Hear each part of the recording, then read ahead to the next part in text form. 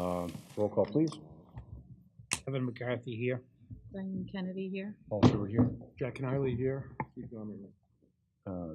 Public comments is next up. Items not on the agenda. Is there no for public comment? Yes. Just come up, identify yourself, please. Robert Ross. I live at 159 South Main Street in Cohasset. I was actually just wanted to bring to the attention of the board of a project that was denied behind my house by Concom, and it got brought to I guess the town report.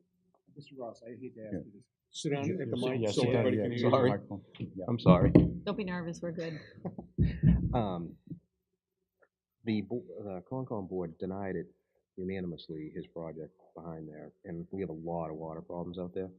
And it was, I guess he brought the town to court and won due to the town attorneys didn't get the paperwork in until 24 hours too late. And I guess I just wanted to bring to the board and say, you know, hope you guys know that this is happening, and I'm really concerned about this. They want to build a big house out there, and it's wet, real wet. And you know, one of my neighbors couldn't be here tonight, but he wanted me to bring it to your attention too, and I'm really concerned about it. I guess I just don't know how they win on default because our attorney didn't bring it to the right people within the correct time period. How did we miss that? Well, I guess that's it. I mean, What was the address? Yeah, what's the address? 83 Spring Street. That's the project address? Okay. So where's that? So, It's kind of on the corner of South Main and Spring Street.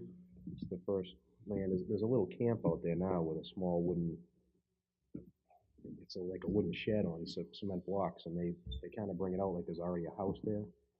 It's not, but they're gonna have to do a lot of blasting. There's a mountain of ledge there. There's a brook running under the driveway through culverts. And Concom told them, you know, you can't alter this driveway at all. Don't fill it, don't widen it, don't cut the trees down. And I thought it went to bed, and I wasn't even notified that it, that one of my neighbors told me that it went to, you know, they took the town to court and won. so did Concom rule on the wetlands question? They, What yeah, they happened? denied his, he said, you know, they said the driveway wasn't even in the buffer zone. The whole road is in wetlands, so you can't bring machines in there, you can't bring. So Concom ruled against them, Yeah. and then what Can't happened? comment on this. I'm just asking questions No, because I don't yeah. understand what's going on.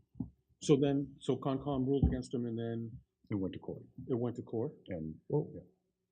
what, wait a minute, time out. If Concom rejects I just needed some clarification. If Concom rejects, or I should say, well, Doesn't issue permits. doesn't issue a permit, basically. yeah, they have to issue an NOI, right? That's their step. What's it, I think they what's it denied The- it. Notice of intent. Notice of intent, order of That's what the conditions. petitioner would bring forward to the Concom. Okay, I'm sorry, so, forgive me then. So they would I believe they denied that. They, right? right, okay, so, but my point is, if the Conservation Commission denies a project, isn't the next step for the petitioner to go to state DEP? That's what he did. So state DEP would have to overrule at that point. I guess they did because the town attorney didn't file his paperwork on time. I literally don't know anything about this, but I'm happy to look into it. We'll look into this. I'm happy to look into it. And I think it's, timing is of the essence, because my understanding would be if let's say there was a technicality, it would get remanded more than anything for another decision. It wouldn't be like they would say all of a sudden you can do it, even though the local Yeah. body, that doesn't make any sense. So if there's work happening, it probably needs a cease and desist, but that, we really I'll can't. check with the conservation agent first thing tomorrow. can we talk about this next week? Can we- I'll get you an update. I'll get you, well, if I get you an update during the week, there may or may not be anything to talk about, so. Well, yeah, I mean, But why don't you, what's your name again, sir? Mr. Ross. I mean, the question from me in the board is, with respect to this subject, and one would be of interest to the board is, does it expose the town to liability? And that's not a topic for discussion tonight, but rather one that we should make sure we take up immediately. I'd just like to and know what happened. I mean, Yeah, I don't know and what the that's- venue, that's- what the that's- correct venue is. that's, for this, that's but- the background on I it. mean, I get a foot of water in my backyard, almost up to the house now. Okay. And they wanna build a house 100 feet away. You know, if this is You're a, right, what this is a personnel issue, maybe we use, you know, we go into executive session to talk about it, right? You may have some Yes. legal issue, a litigation. issue. Litigation. Yeah, but I don't know, I literally don't know anything Yeah, about okay. this, so, No, yeah, I'm looking to find a way. I'm Thanks happy for bringing with it to our Typed up, attention. if you guys want these, I just typed up a little. Thank you. Do you have enough for the town manager? He's more important than we are. Thanks. Thank you, very Mr. much. Ross. Appreciate it. Sure. Good night. Any other public comments? And next up is introduction and appointment of new Veterans Services Officer, Phil Mahoney. First place. The middle button, right here. I got it. There we go. I should turn it off. So our longtime veteran service agent, Vinnie Fontaine, ended up taking a full-time job with the town of Rockland several months ago. And so we began a search, had a committee. I think you have the information on that that was put together. It included a couple of folks who are local veterans, in addition to some staff, including Vinnie. And at the end of the day, we came around to someone who I think will be an outstanding veteran service officer for the town, Phil Mahoney. Come on down.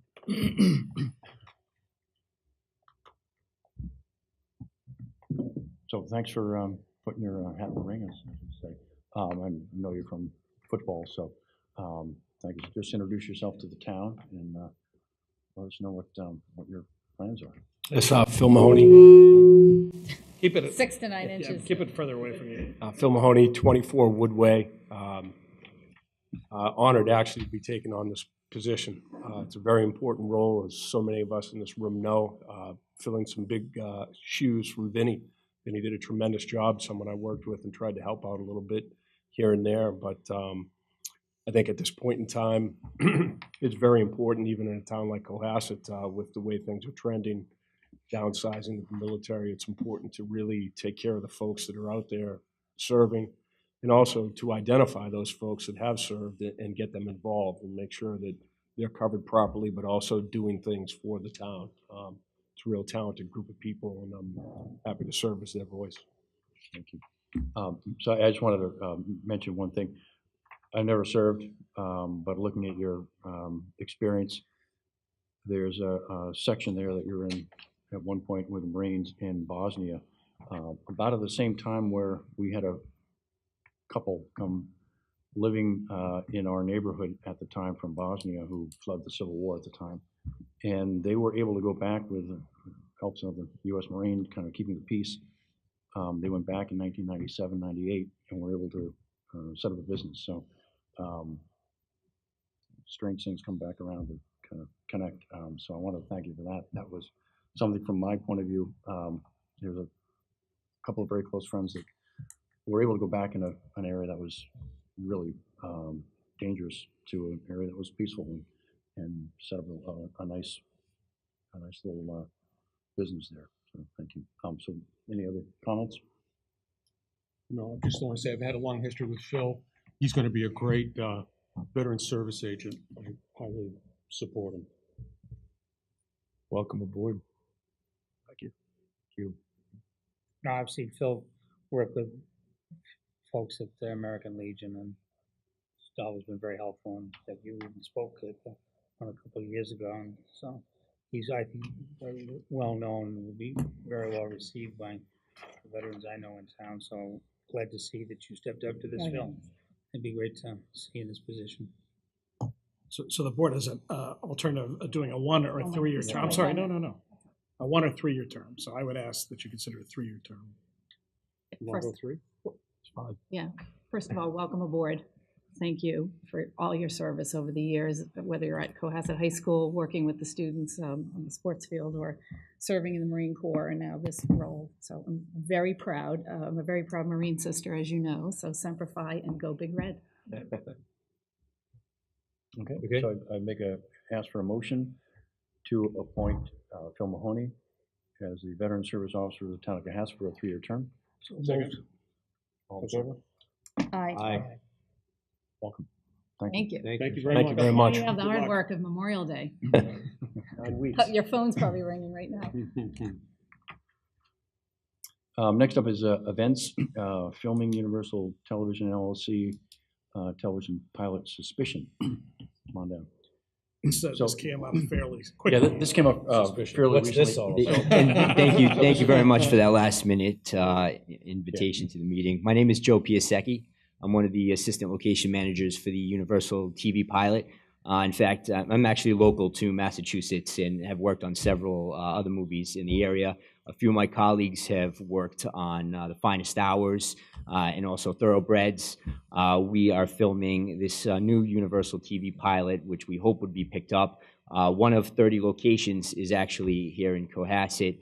We plan to film at the Roy Estate next Monday through Thursday. For the last few weeks, we were planning to film entirely on the property, but the director saw the property for the first time, and we did a walkthrough last week.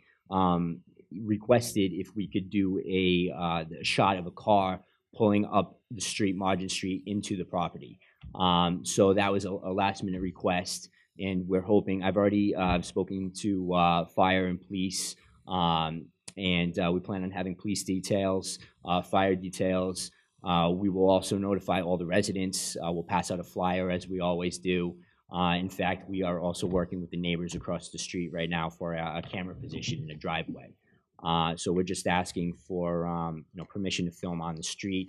It would be the date that we would like to do that would be Tuesday, March 27th, between 4 and 7:30 p.m. They're saying it's probably going to be about.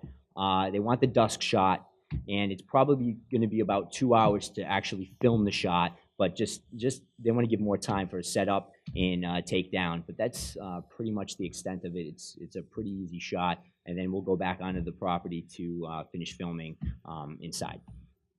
So just to let the board know that this transpired within the last, I think it was after the last meeting. This actually, Thursday, so we actually, we were planning on just filming inside, so really, we hadn't done an official permit. We finally filled out all that information as soon as we found out that we needed to, that we would like to film outside.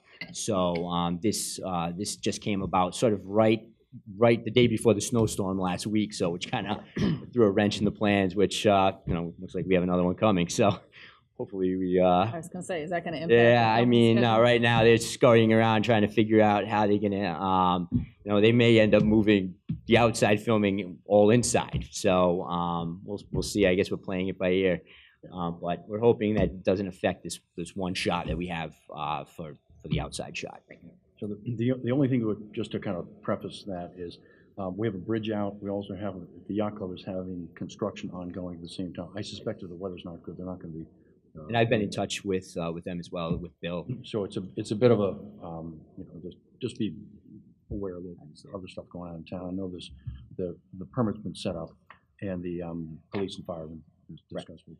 Any comments from the board? Just two quick ones. How long are you gonna be on the whole project here in town? It will be 4 days. And we're also renting some space. We're working with the American Legion. We're working with the Cohasset Harbor Inn across the street for catering and extras holding. South Shore Music Circus, we're renting some space for trailers. So we're sort of spread out, throughout the town For 4 days. for 4 days. And just quickly, what is the nature of what you're filming? What is it? What is So they're describing it as a Hitchcockian thriller based on the book called Suspicion. So, that's kind of how they're describing it. The director is Brad Anderson. He worked on The Wire. To be honest, some of the actors really, they're not really A-list actors or B-list actors like you've seen in the past with The Finest Hours. With TV, typically they're, smaller name actors. The Derek Luke, who was in The Americans, if you're familiar with it, he's sort of our biggest name actor on this. Well, that's how Jack Nicholson started out, so, you know, you can give him some encouragement. We'll give,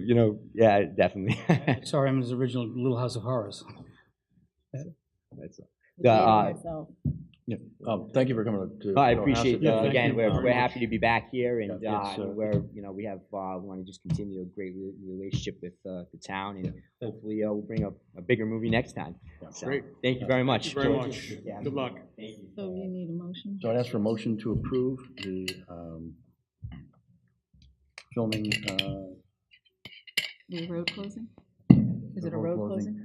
Of Margin Street, 3/27, 2018, from 4 to 7:30 p.m. So moved. Is there a second? Second. Any discussion? Just want to make sure public safety signed off on this? Yes, Chris? you have, this is the letter from Bill's in the packet, so.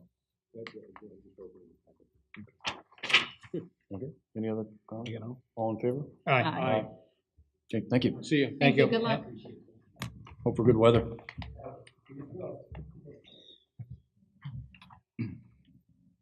Next up is a joint meeting with the advisory committee. Capital cannot present tonight, so it will be the two citizen petitions that ask that advisory open up their meeting. And first up is the citizens petition for plastic bag. Okay, excuse me. Yeah, yeah, sorry. Chris, do we have copies of the warrant? Someone said you were gonna bring them. Yes, I do. Is this petition, these petitions are in the warrant, right?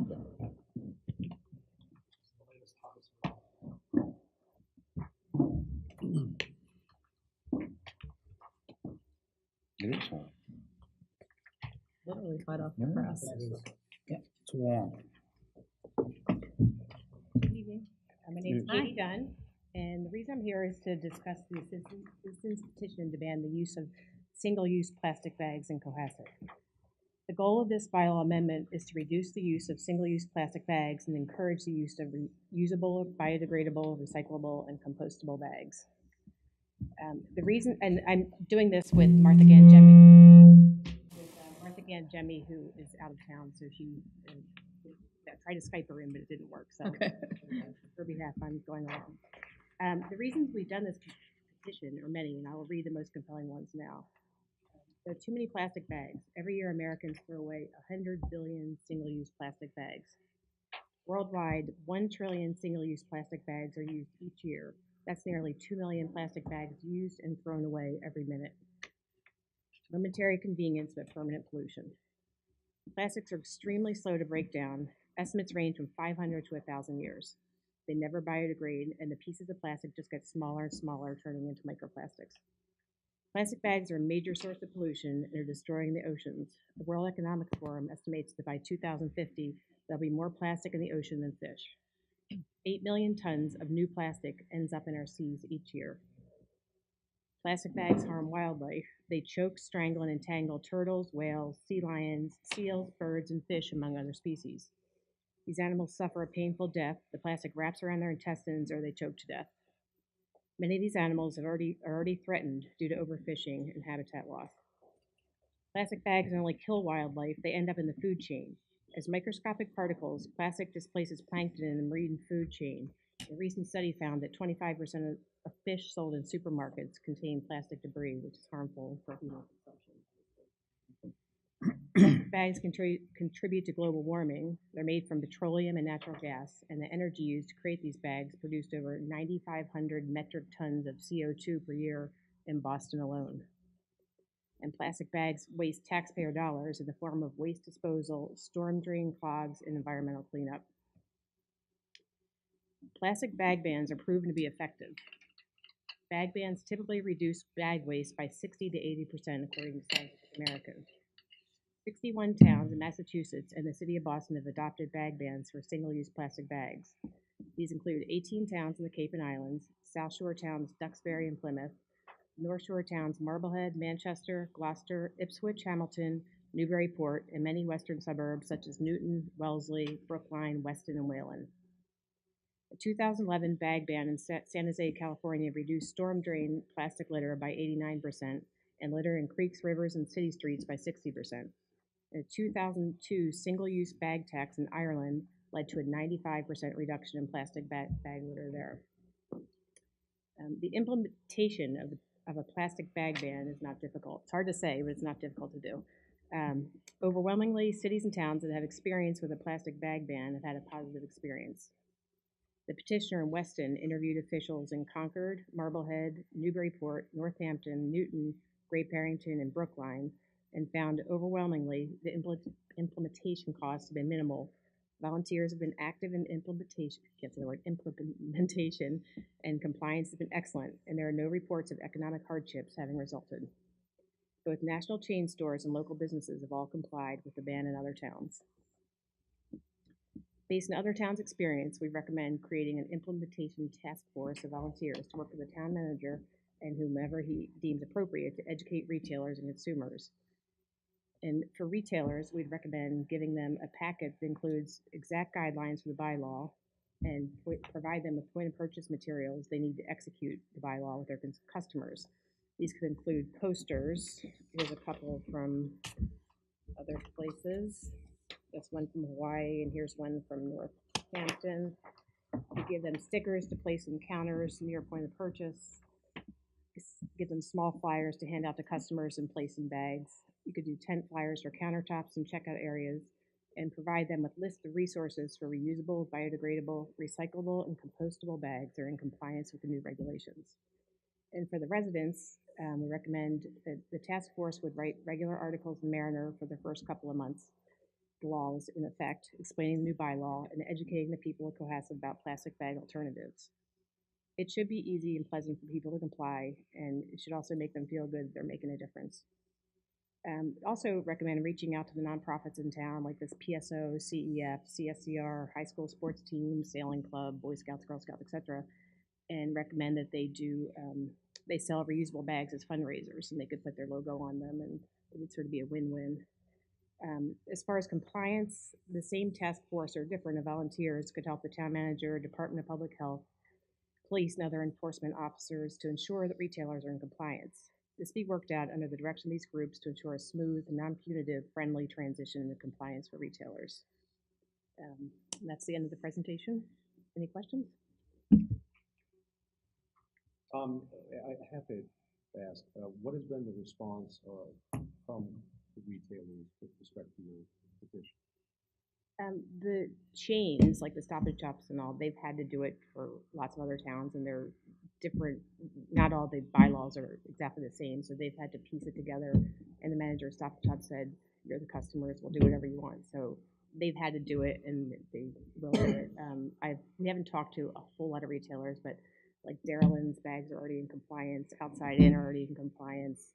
In general, the people we speak to are in favor of it. And we need to talk to like Dependable Cleaners, and I know they have a big green marketing campaign, so hopefully they will follow through with their bags if they're not already in compliance. So can you say that you talked to half of them, a quarter of them, 10%? Not half. I don't know how many retailers are Cohasset, honestly. There's Well, I just want to come to 150. Yeah, so I'd say a fairly small percent, but the ones we've talked to seem to be in favor, as well as residents in town. The reason I ask is that while this appears to be intended toward residents, the direct financial impact will be on changeover at the retail level. Yes. For the most part, it's not going to have an enormous impact on households. No. Yeah. I want to encourage retailers to remain here. And if it becomes burdensome in any way for them to make this change over, I'd like to hear from them. Yes, and that the intent is completely to be non-punitive to the retailers and to work with them. If they have a year's supply of bags, but the bylaw says 6 months, then let them use their year's supply of bags. Or don't try to punish them. Try to work with them and provide them same cost-effective bags that are compliant with the regulation. I think we need. I mean, that's exactly the point. I think we need some input from the retail community. The second item is I noticed in your paragraph 4, administration calls upon the town manager in with a question mark as to the primary enforcement officer. And, you know, apart from that, it can be enforced by a town police officer or a health agent, I'm assuming, or other individuals appointed by a town manager. I'm curious about this because from the perspective of just administering our existing bylaws, we're rather stretched. From a public safety standpoint, I would argue that parking on sidewalks is a bigger issue. Yet I can't remember when I saw a ticket handed out for parking on sidewalks. And so I'm curious, with respect to the history of other towns, what level of enforcement has been necessary? I honestly don't know the answer to that, but I will find out. What I've read is that, like, the groups of volunteers, if that's allowable in Cohasset, could help to go around and check that retailers are in compliance, which would cost the town nothing. And I think there would be people motivated to do that if it's allowable. I can't answer that question. Yeah. But I'm more interested in experiences with respect to voluntary compliance. I can find out the answer to that, and, you know, do some research and find out. I appreciate it. Thanks. One of the questions I had, because I'm thinking about the retailers in town that actually use plastic bags, and it would obviously be the supermarkets and probably like Walgreens and CVS, and but dependable cleaners, you brought that up. Would that be considered, you know, the wrap that they put the clothes in? Is that would that be? There's we wrote down the exact thing. Where's my bylaw? It's only a point of sale, but I guess you could argue that's point of sale.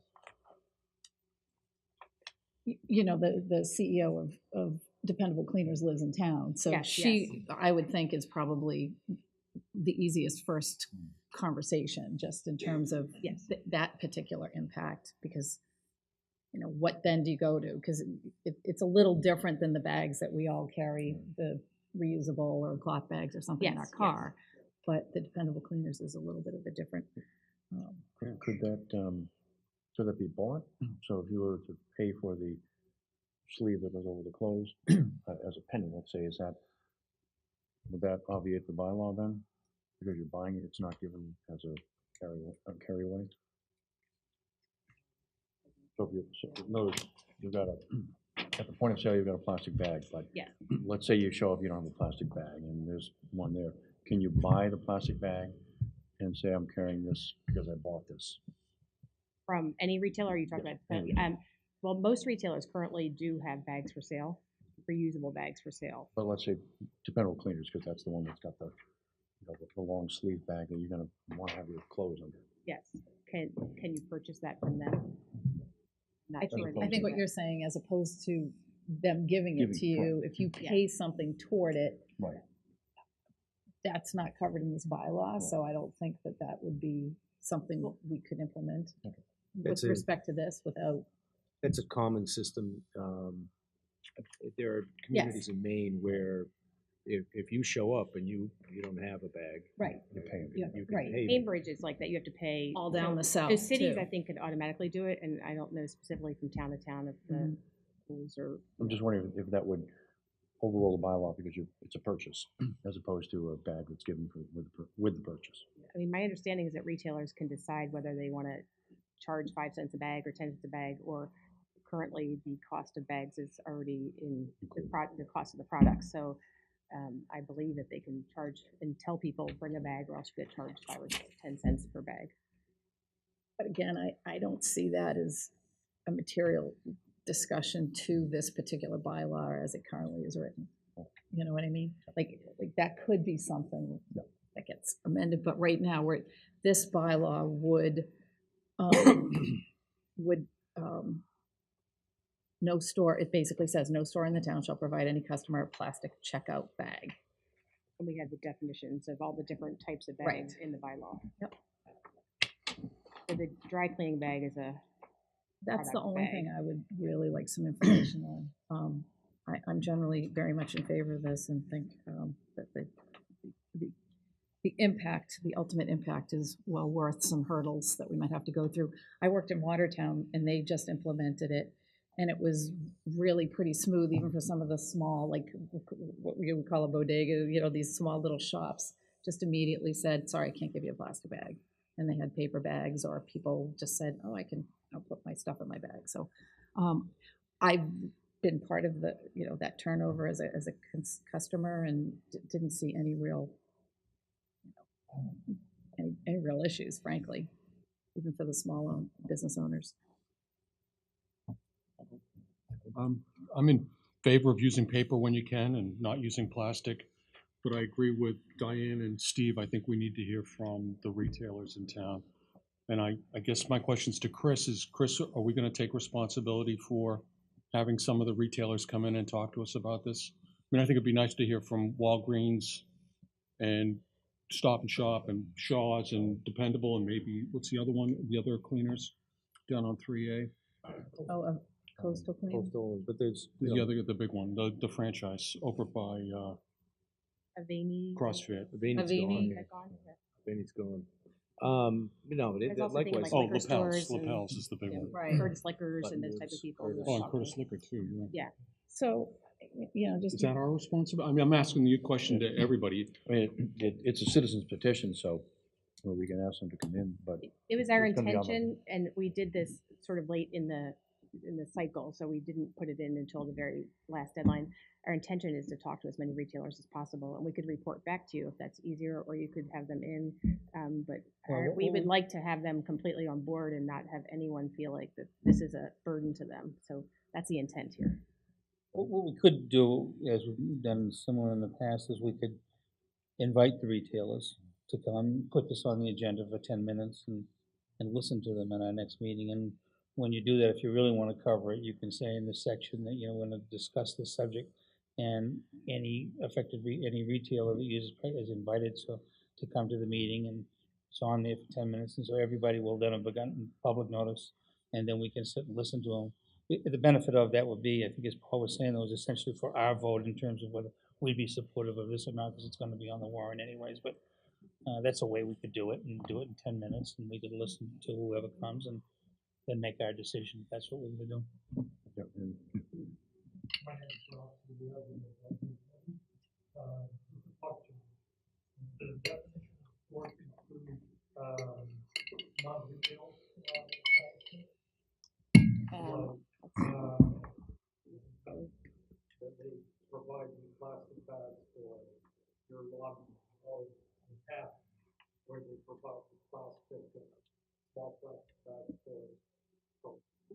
It's only stores. So Yeah. we say store means any commercial enterprise selling goods, foods, or services directly to the public, whether for or for nonprofit. Convenience and grocery stores, markets, restaurants, pharmacies, liquor stores, takeout food purveyors, and merchandise retailers. Yeah, it's probably not- one interesting point is 3.3, which I think answers our question about dry cleaning bags, because this bylaw does not apply to the clear or opaque plastic bags without handles Oh, yeah. provided to a customer so that's for to the, transport loose products, prepared foods, small unpackaged products, etc. So, so that would cover it. But it doesn't address, it's too loose. I mean, if that's your intent, I don't think that works. I mean, I think it's really addressing, it doesn't address the clothing, but, we shouldn't be doing this. I mean, I really would like to hear from the retailers, and just see. no, absolutely. I'm Yeah. not suggesting yeah, otherwise. yeah. I'm just saying I think this that would- clears would- up yeah. that question about The not clear sure that- bag, dry cleaning bags. the clear bags without handles, that would be the dry cleaning bags. Because basically, there's three important points, which is no store in town shall provide any customer a plastic checkout bag, blah, blah, blah, about the existing stock. If they provide checkout bags, they mainly provide recyclable paper bags or reusable bags, and then this bylaw does not apply to what I just read. So that's kind of the sum and substance, but I agree, I want to hear from other retail that would be, and the rest is just is definitions and enforcement. We should, maybe you could find out when this has been implemented, what's occurred in other towns. In other words, Duxbury and Plymouth and Watertown, did that implicate the dry cleaners? If similar language was used. Be a way to get I can around find it. that out. This, oh, I'm sorry. So should we have Ms. Dunn come back after we've heard from the retailers? Well, we can do it all in one more meeting. I don't think we have to, I think my view is we have the retailers come in. We would listen to anyone that wants to express themselves on this. And then you've heard other questions. If you could come back with yourself or other committee members and answer those, and then we can make our decision. That would be my view. Okay. Well, So, and I just have a quick question for Chris. You know, enforcement, can we get an opinion from you how you're gonna enforce this? yes. Okay. No, well, again, We're gonna we have- hire a bag lady or? We, Bag Yeah, place. okay. we have, this is a citizen's petition. We have no capacity to influence it whatsoever. So hearing from retailers and so forth is a request that we're making for our edification. I'm not looking to give you a big opening with this, but you're under no duty to bring them forward for us, right? We're asking questions so that they can inform a recommendation that we may put forward to town meeting. With respect to whether, you know, Chris's opinion, the town manager's opinion, as to how he might affect enforcement, no idea what his answer is going to be, but I'll imagine it comes with a smile. And again, the purpose is to help us formulate an opinion as to what we'll recommend to town meeting. So At this point, this is already, it's on the warrant, and Right. it'll go to the town, and their vote will be yea or nay. Okay. I think from the selectmen's point of view, exactly that. It's a matter of more fine input from the point of view of what actually is covered and what would be implementation of it more than. But Is it can't allowable? can't citizens petitions be changed on the floor? That's what I Yes, heard, correct. that's what I understood, so if, Yeah, so it's a piece of legislation. We can change it Yeah. on the floor. well, But you can't change it before the floor. Right. town meeting can Town meeting change it can, on the right. weekend. if somebody makes a motion to change it and it's voted on, whether it's Correct. to, whatever. they Vote don't on like the one part. amendment. What's the percentage that's needed on this? Do you happen to know on the vote? I'm not gonna, don't hold me to this as town council. I think it's just a majority vote. It's just a change to the 50%. bylaws, so. Bylaws are generally 50%. Yeah, it's not a zoning bylaw, it's just a.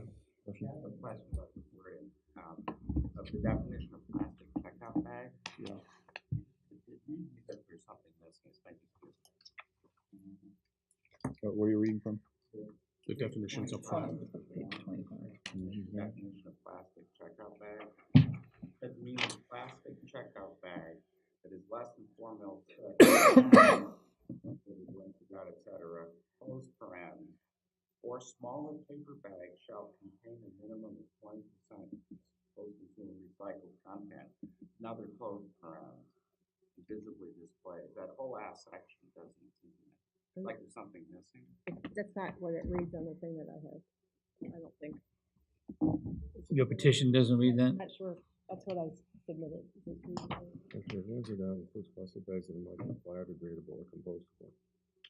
Yeah, you've got dangling parentheses there with that. Right. No. The Without meaning. definitions list is entirely different. Are they? This one says definition recyclable paper bag. This one starts with checkout. Well, let's see if I have that. Yeah. It's right here. Well, I have the what- right version that I gave you too. Whatever the petition plastic says is Yeah, what it whatever needs to the be. petition, so, I can get with you and just make sure that, I might have brought the wrong version, but I think that's the right one. Yeah, this doesn't Here's- even have There's a typo. the words This, that are well, defined. on are top of even that, you've got a parentheses here, back end, but no front end. It's already printed. Continues on from. no. No. That's No. why we're here, yeah. This is easy.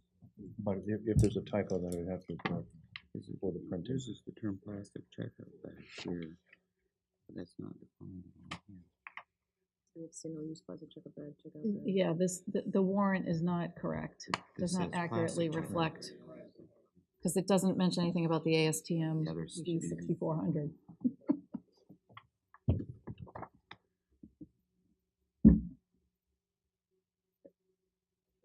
So in our packet, we have In the we packet, actually have the, actually. You know, that. No, I sorry, haven't had understand. a chance to review that. Just along those lines, Diane's point about the Hmm. dry cleaning. The version I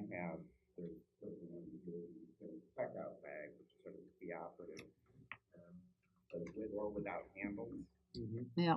If you were looking at sort of focusing on the without him. Mm-hmm.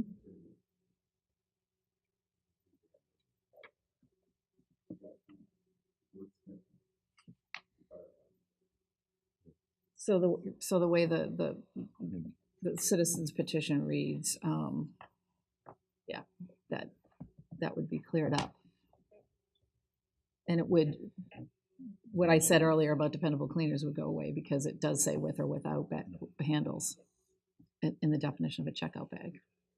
But the warrant, It's just wrong. to circle back, This the is- this warrant is not has to correct. be exactly what the petition That's right, says. which is what we have in the And then maybe, John and the advisory folks can get together with the petitioner and maybe talk about different language. This is, I don't think we need different adjustments to language. language. The language here is what they're gonna present.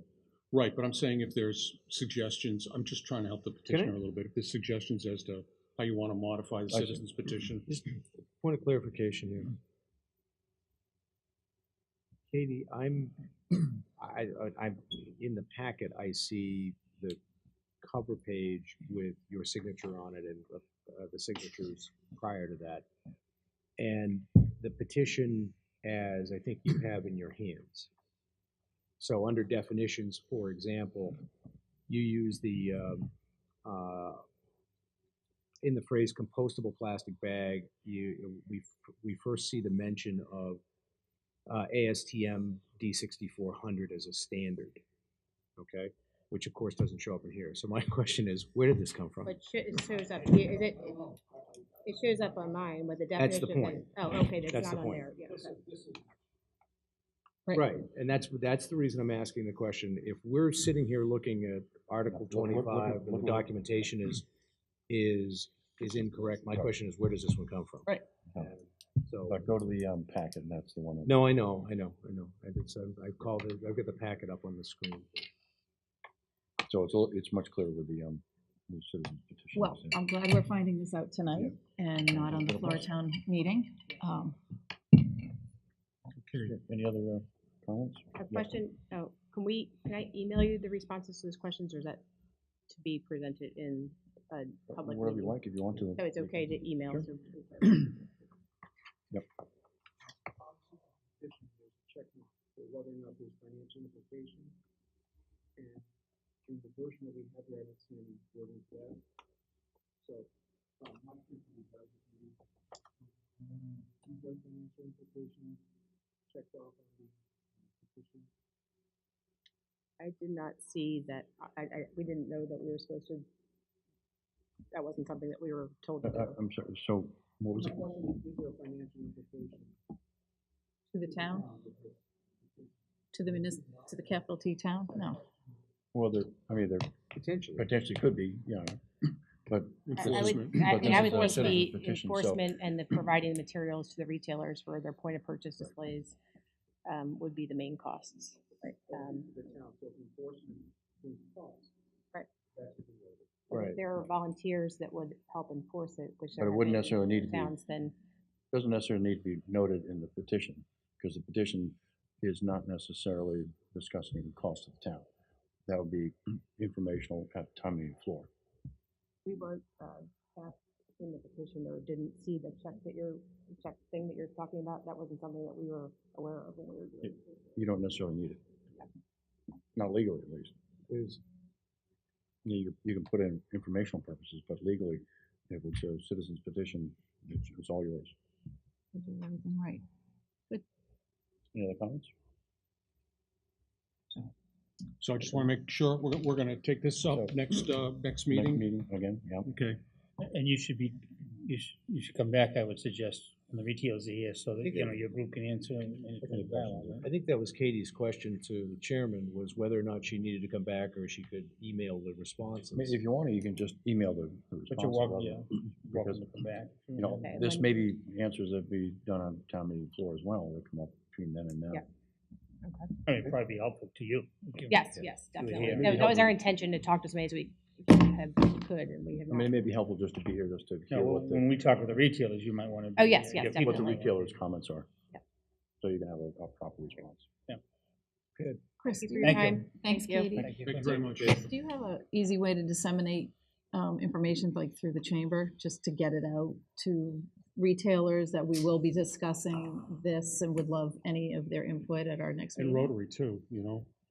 Excuse me, but, and I think that's good, but keep in mind, as the governmental body, our way of communicating is with our, our public postings, as well as the Mariners have to cover this. Anything in addition is good, but we want to be careful, if we start going down that road, we might miss 4 or 5. But it's good to get as many as we can, but we need to cover the basic base of communicating as a body, which is through our official postings and so, and this could be on our agenda We too. could send out, stuff to the Rotary and to the Chamber of Commerce locally. Just as long as you don't take on the responsibility of having completed it. Also, if the agenda is specific, that you're inviting retailers to comment, I'd suggest that, because it's a good issue. And we'll have done quite a lot of public promulgation doing that. Any other comments? Next up is citizen petition for the Harbor Committee. Come on down. And if you just introduce yourself. Good evening. My name is Lisa Hewitt Dick. I live at 27 Parker Ave. Thank you for hearing us this evening, and I've also invited or asked that it be okay if Susan Bryant, who works with the, I always get this wrong, the Center for Student Coastal Research, CSCR. This petition is an amendment to Section 9 of the town bylaws, which was most recently amended on 4/6/91. It's a little difficult to ascertain when the amendment originally went into the bylaws. I did a little legal research on, and it appears that perhaps that it came into existence in the 1950s, but I haven't been able to really ascertain that. But the long and short of it is the reason that is relevant is that the present complement of institutions that are reflected in the bylaw doesn't include the CMI and CSCR, who were not in existence in the last time this amendment was this bylaw was amended. Just to remind everybody what the specific language of the Cohasset Harbor Committee states, beyond just the complement of the makeup of the committee, it says the mandate is it shall make recommendations to the selectmen and town meeting concerning the operation of the harbor. So basically, it's an advisory committee. It is presently we have the sailing club, we have the yacht club, we have members of the commercial fishing fleet.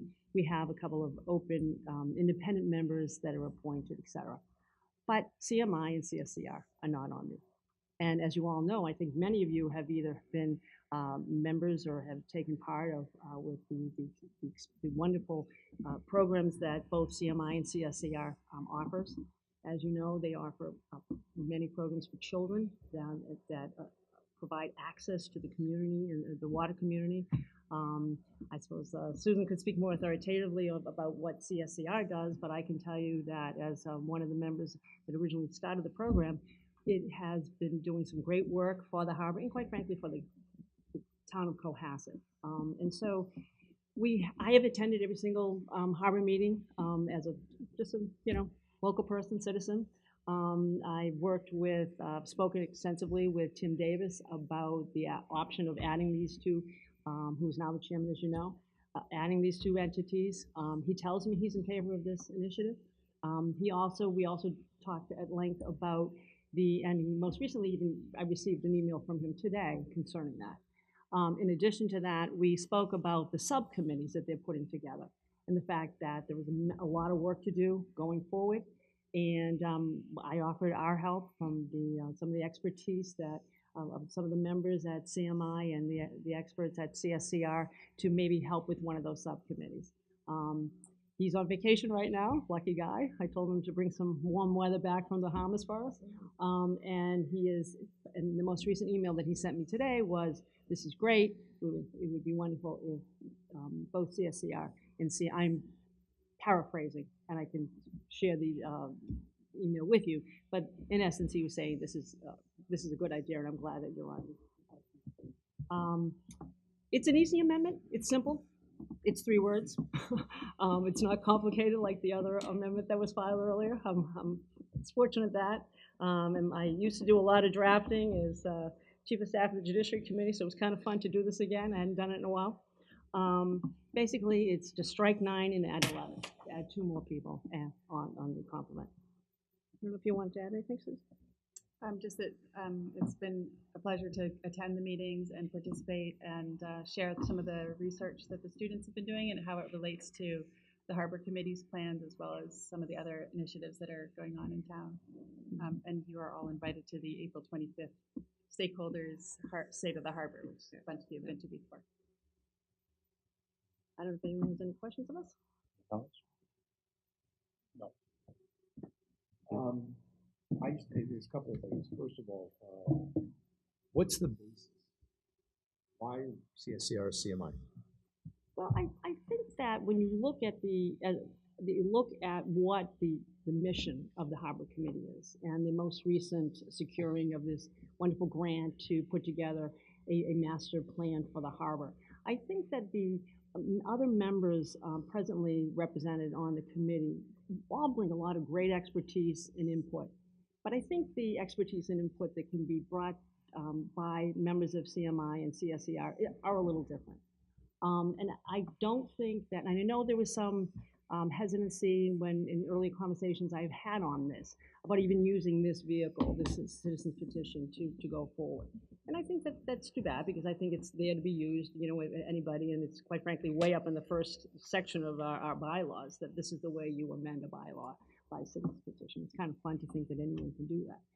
But the reason I think it's important. But why? But why? Why CMI, CSR? Not for amending a bylaw, but why CMI, CSCR for the Harbor Committee? Why not? Well, because I think four different citizens. Well, because I believe that because we have had since in the CMI has had a stewardship of a town building. This very body gave the stewardship of that piece of land for maritime use and for maritime history and for rowing to CMI in 1994, and there was a recognition that there was something different to be given to the town. And I think because through the last 20 plus years, I think we know a lot about the harbor. I think we can contribute on a very sophisticated level to the ultimate plan. Well, as an example, why not Friends of the Lighthouse Keepers? So I can answer some of that. I think that CMI, by getting a lot of people out on the water in a shared area right now, we,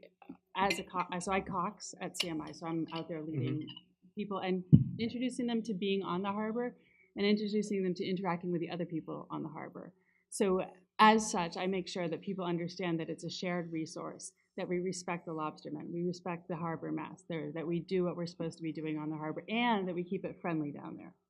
So I think I certainly have said that in a number of cases to people in rowing boats down there. If there's somebody else, let's make sure we're not in the way so they can launch their boats. We don't want any bad blood down here. We want everybody to enjoy the harbor and share it in a community-minded way. So that's the CMI piece. I think the CSCR piece, why we should be on the Harbor Committee, is that we're a research organization. That's what we do. We study the harbor. We study the things that are going in the harbor. We study the harbor as people care about it. We try to answer citizen concerns. We try to bring information back out to the citizens and to the boards, like the Board of Health and people in town that make decisions. So I think that CSCR provides a lot of information that's not in any other entity.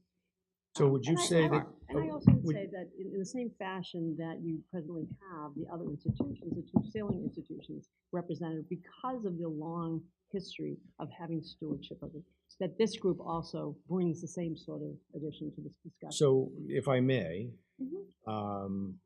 you might argue that the sailing club, the yacht club, fishermen, right, have vested interests.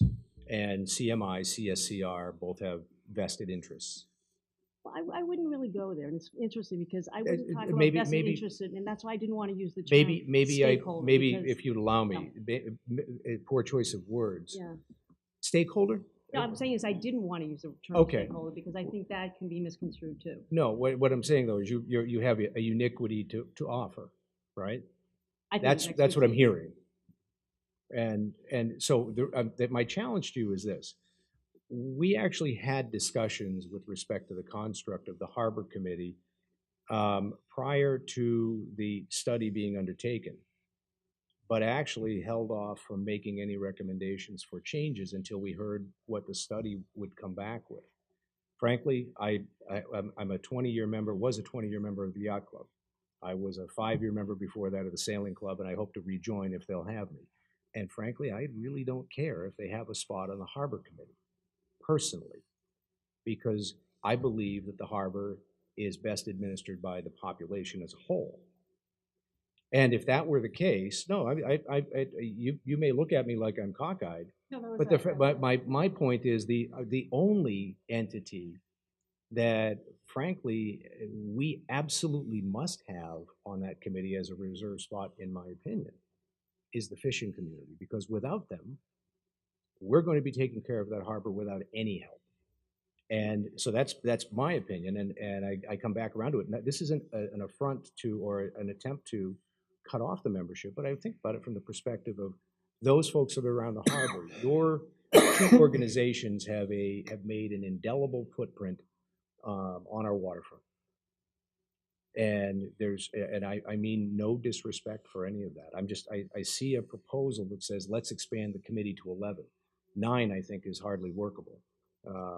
That's my opinion. But from that, the question then is, well, how do we make it effective? I mean, because if it's the contribution to the harbor, I'd say we have to take the biggest single landholder and include them, which means inviting the harbor master of Situate up, because they own the other half. Well, we also own a little bit of Bassing Beach, so you have to put me on the Very list, little. Yeah. So- So let me comment. My comment would be, Mike and I also were members of the Sailing Club for 20 years, and we also belong to the Sailing Club, and and we'll try to get you back in if you'd like. I think understand that- the blackmail yeah, system. but this is an advisory committee. This isn't. And I know during some of the Harbor Committee meetings, they've been talked about a governance committee. That's not what this is right now. That may be what comes out of the, the final proposal of this committee, but that's not what it is here. Right now, it's an advisory committee. And the idea that you could have additional expertise on the advisory committee makes a lot of sense to me. And it seems to now make, after long discussions, it seems to also be acceptable and a good idea to the chairman. And I agree with you. Sometimes 9 or 10 or 11 people around the table is difficult. But we've been working like that up to this point. You can go. Well, actually, we haven't. The Well- Harbor Committee actually hasn't met prior to its reconstitution. No, I'm talking about since it's been reconstituted. And, So- and CMI and CSCR have attended these. We've been these- at every meeting. Been at every meeting. No, But I are only understand able to that. speak after everybody else has spoken and not really part of the deliberative process. So that's a different dynamic, and that, quite frankly, is one of the reasons where I chose to look at this issue legally and seek out other support from other members of the community to support having us part of the communication. So I don't think we disagree as far as future governance. Kevin? I think it's important to keep in mind that I think you made a good point regarding when this bylaw was made, these two committees weren't in existence. And that over the last 25 years, I'm familiar with the town, but as well as over the last 25 years, many more groups like this, so these two groups have become much bigger and more important to the community because the community's changed. As the dynamic and the population and the citizens have become much more interested in their children and others to be involved, as particularly with this family-oriented children. It's just a change and it's a shift in what our town is.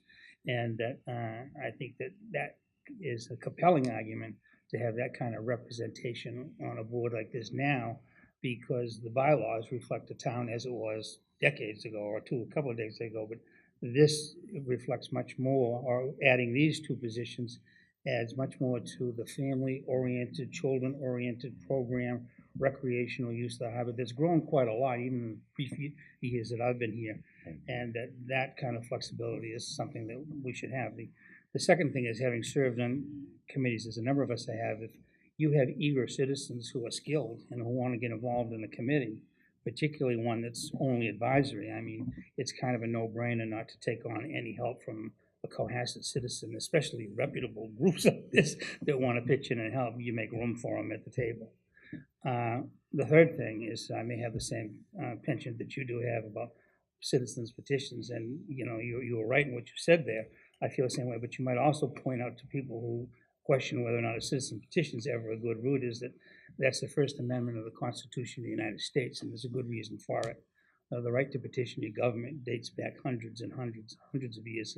It's the bedrock of our American Revolution and of democracy. So I have heard that mentioned once in a while before, but citizens petitions, I think what is your view, which is a great, bring them up and we'll work with them. And that's what democracy is about. It isn't about people on the board up here. It's about the citizens that we're trying to serve. So at any rate, for those three reasons, I think this is it's a healthy request. It's very reflective of what needs are and the status of our community.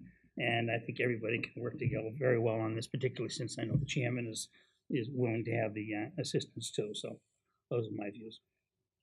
Yeah, I think Lisa also said just a few seconds ago before Kevin started speaking, what I see the distinction is, which is right now, this committee is basically a study committee. And I think that the more input and expertise that can be brought to the table and managed well, and I think that is something that I have heard personally from the chairman of the Harbor Committee, and I would love for him to come hopefully and be available at the next meeting when we vote, because I think he will talk about what he feels is the value that these two organizations bring. So for right now, when we recharge this committee and we actually asked it to go forward and bring back a study with the grant money, we used the structure that was in place just because we did.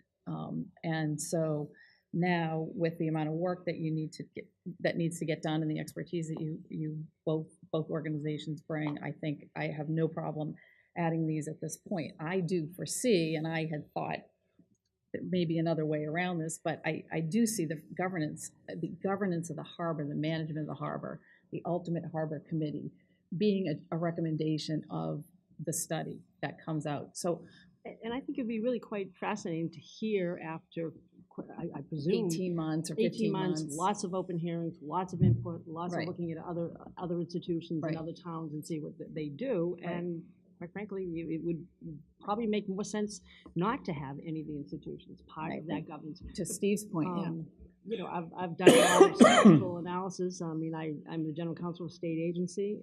You have to look at the structure. You have to see how, I'm sitting here listening to the earlier citizen petition about having the town manager implement fines. I mean, that sounds great, but there's a problem with some of those things. So you really have to have people with authority being in charge of a governance. You have to have the harbor master or the public safety people, or maybe then a couple of citizens members, but not just because it's the yacht club, The or real sailing estate club, there, CMI or CSCR. Those people, they should maybe be on an advisory board for that group. But I'm getting ahead of myself. Yeah. But my point is I don't disagree with you on that point. Well, thank you. So I'm a big supporter of CMI and CSCR. I understand why you want to do this. My preference would be that we work this out inside of the Harbor Committee after we've done the harbor plan. I think you make an effective argument as to why you need to be included on the board. I'm somewhat agnostic. If it turns out that Tim does support this, I'll support it. But I didn't know that. Tim didn't talk to me about that. So I'll be interested in hearing from him. And I guess we're going to get a second bite of the apple next week. Is that what's going to For happen? final vote on recommendation. And I Tim's think. going to be back And I'm next happy week, to right? forward the email that Tim sent me, and I'm happy to come and discuss it too. Yeah, so I guess, I'm okay. If Tim's okay with it, I'm okay with it, and I just would like to hear from Tim. That's, Mr. Chairman, that's all I want to do is hear from Tim. We can delay the vote till next. Okay. Okay. Done? Done? Are you done? Yeah, just, there's. No, because I'm gonna go next. Are you done, Jim? Oh, yeah, I'm Okay. done. So I think this is fairly straightforward. It's two groups that are working on the water, using the water, are quite effective in research, in the science of the harbor, finding out what's there. They've done a lot of water purity for the CSCR. They've done the eelgrass studies. They've worked with the state agencies extensively. In addition, the CMI is a rowing and active member of the harbor, and I don't see any reason why not to include them as representatives that are active members on the water. They are very good, reputable, long-standing members of the harbor. Adding 2, is it 9 versus 11? I think if enough people show up and there's a quorum, that's the main concern. That's a matter of whether they're committed to the harbor and committed to the organization to get the advice and what's needed for the town to know as an advisory committee. So I'm in favor of it. I don't see any huge problem with adding 2 more, as long as the people show up and attend the meeting and do the work. Any comments? Good. No? Okay. All right. Thank you. Thank you very much. Thank you both. Thank you. Was there anyone from advisory or? No? Advisory, no question? All right. So next up is the warrant. To,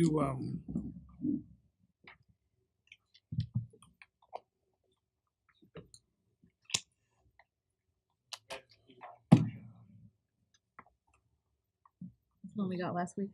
I still have it. A new one? No, that's Okay. the same thing. Okay.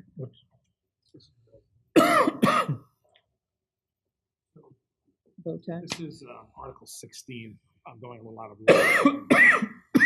So the South Shore VOTEC agreement goes back to 1960, and there were some amendments made when Whitman and Hanson joined, and now the regional school committee, which Glass has a representative, George Cooney, who we appointed to this board earlier or this year, was. Wants to make some amendments. So they came and did a full presentation to the advisory committee a couple of weeks ago now. It's hard to tell. With 2 storms ago, they came most of this is technical, but there's a little summary that's now in the warrant that explains what each section is. The most substantive change from an operational point of view is a vote for several things, including leaving. Is a 2/3 vote of the member communities as opposed to unanimous. And there's a whole, there's a lot of updated processes that bring them more into compliance with DESI. It's more than housekeeping, it's a little more substantive than that. That said, there's, and I'm trying to get Tom Hickey to come, if there's any, if the board would like, I can get the superintendent to come in and walk you through this. It's been because of all the weather cancellation things, he's been hopping around to 8 other communities, so he's been going from communities. So advisor did get a full brief on this. I mean, so one of the things that came through was just how to add additional new members of the district. That's one of the big hurdles that was not as clear in the previous discussion in the language, and that makes it a little bit easier to add someone, which I know that the expansion was one thought, which is ongoing now and is probably going to occur, and that was one of the updates that had to get done. Whitman and Hanson joined back in the 80s, and there was a whole formula set up for them, and they've kind of taken that out and put something a little bit more concrete in. I mean, Hull had explored this at one point and has pulled back. Those students can attend for tuition. There's a tuition cost, so communities can send their kids for what amounts to a tuition fee, which is actually a little bit more than if you end up as a member. So, and who knows, maybe with a change in language, it may be easier for Hull to join and make it a little more diverse and a little more open for the South Shore. I mean, I can try to answer whatever questions I can, but I can have Tom Hickey come. Did advisory vote on this? No. The advisory hasn't voted on anything to this point. They've heard this though at length. What has been our historical share of the operating budget, transportation, debt? Well, it's all based on the number of kids we send, and we only have 3 right now. Right. I mean, so give me a rough average of what we've been doing over the last 5 years. Between 50 and 80,000, and it really pretty steady. Yeah, I mean it's we pay based on the number of kids we send. And right now, we have the lowest number of kids in all the towns that participate. So last year, I believe, I don't have the number right in front of me, it was about $80,000. So it really all depends on the number of kids we send. And George Cooney, I just want to ask a couple questions about governance. George Cooney is our rep for Cohasset. Does George get a vote on the Yes. committee as to what the budget looks Yeah, like? every member gets an equal vote at the table. Right. It's not prorated. So it's not prorated, Not it's an prorated. equal vote? Correct. And it's the number of towns that are sitting on the committee? Yeah, each town has one representative. Yeah, it's set up like a regional school district for all practical purposes, except for the funding containment. It's each year it's done by the town, so it's a little less independent than a regional school district. So our, ultimately, as I'm reading here, the minimum local contribution. So having 3 students go there is actually punitive from the perspective of cost. Yet at the same time, there's the participation of the students. So, what do we do? I realize that this is a question that's probably better posed for the school committee, but what do we do to promote that as an option? That was a question that came up during the advisory conversations as well. Always late to the game. But that's a very good question, and I think clearly, and again, I think we were trying to work on getting it on the tour because I think several folks hadn't been there. The school is far more diversified than what I think of as a old fashioned or VOTEC. There's a whole culinary school there. There's a architectural program, architectural drafting. There's a robotics section and an engineering section. So it's obviously there's a commitment to trying to get kids who want to go right to the workforce to be able to do that. But I believe the number that Tom said the other day was 55 or 60% of the kids go on to college, 2 and 4 year degrees anyway. So they do come to class. In fact, they had a program right in this room, I believe last fall, and they usually have they're 9th through 12th, so they usually have kids from 8th grade, and they have open houses at the school as well. So I think one of the challenges and one of the things that was raised at advisory was, well, can we do like joint programs with them? Problem is the way the high school schedule works, it makes it very difficult to do that.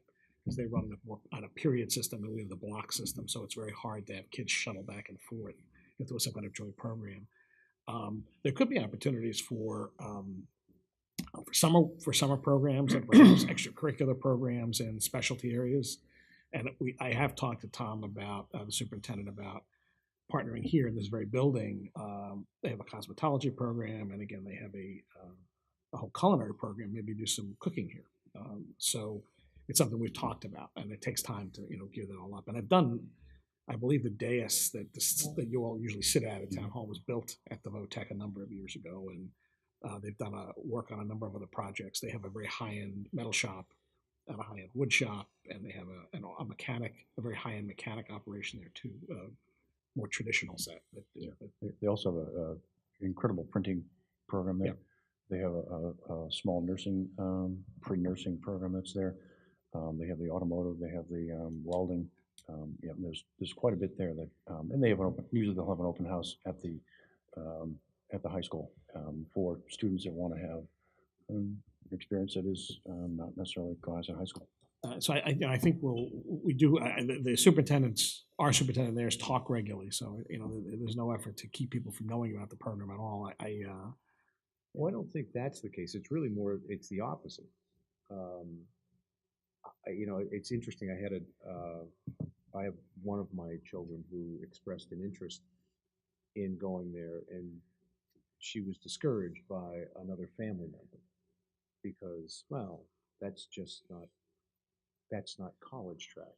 And I was thinking to myself, I mean, seriously, there are learning experiences that come from that educational structure which you will never get in the 4 walls of the Cohasset Middle High School.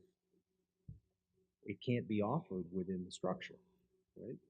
And if there, if there were simply a way to allow our students to sample it, right? Not our students, to allow the enrolled students in Cohasset Middle High School who are regular, everyday students there who may not have a full-on interest in the VOTEC, but may have an interest in, I don't know, robotics, to sample that class, right? It may actually begin to open up a larger subscription to it. And frankly, if we're going to be involved in the regional district, I'd sure like to see that more of our, more of our students had the ability to gain an exposure to it without grand difficulty. I know that George is very eager, George Cooney, to get, he's been over there a lot. He's come by a couple times too, and he's very excited about, like his predecessor, Kenny Thayer, was a great proponent of the program, and George is too. And I think that he's going to be a great asset to help, spread the word.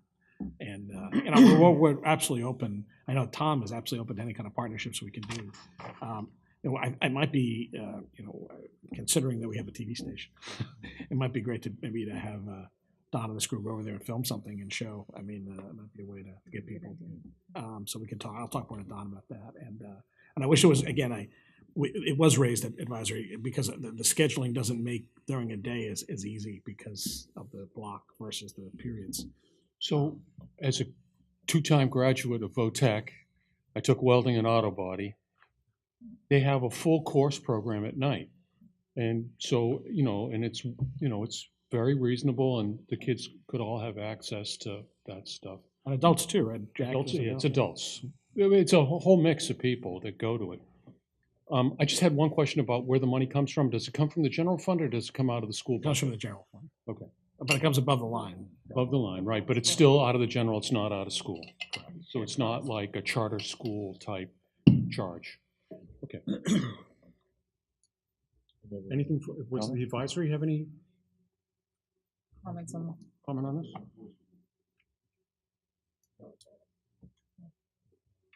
think the discussion is more focused on the things you're focused on, which is really how you build the program and maximize its value.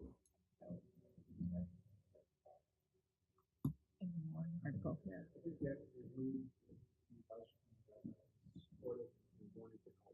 Okay. So do you want me to schedule Tom to come over to talk about this, or you? I'm ready to vote on it. Okay. I'll vote. So I'd ask a motion to, I guess it's already been placed on. I'd ask a motion that the Board of Selectmen recommend to town meeting the South Shore VOTEC agreement amendment. So moved. Second. All in favor? Aye. Aye. And clearly, it would be great if maybe Tom could come in sometime later in the spring and just have. Yeah, we haven't done an Have a update in a while. I discussion. think it'd be great. It's been a while, yeah. George and Tom, we'll get George into. Yes. So what do you have left now to pack through? Well, to talk about, I mean, I can, if you want, I can walk through Still the one for bills, right? 17. Well, if we're in the middle of the warrant. These are kind of what's going to take up the most pages. 17 is, 17 is the speed limit stuff. That allows the selectmen to set the speed limits based on public safety as opposed to having to do a speed study. Again, I don't think anyone's raised any objections. So advisory hasn't voted on this yet. Like you have the option on the resident setting at 25. You don't have No, there is a lower limit of 25. Yeah. No, you go higher. Go higher. But right now, 25 is you can go to 25 without further authorization. Right now, you have to do a speed study, and then if it says it really is 40 instead of 30, you have to raise the speed. Then and you just have to notify the state when you do it. So it's something over 25. If you go over 25, you have to do those studies. You can establish, what it allows you is to establish a base speed limit of as low as 25.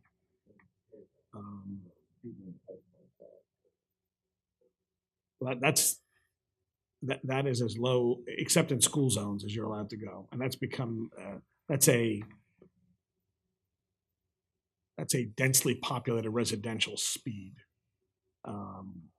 So. Well, except if you're on Lambert's Lane, then it's 15. And that's You don't lose tires, although that That's road's good enough. by Just- force Just a alone. couple of questions on section B. Here, it says, upon establishing a speed limit under this section, the city or town shall notify the department. Department of Transportation of the state. That's what that is. There's a. Oh, because this is This is amending something. Yeah, this is that- a piece of a that's bigger already- law.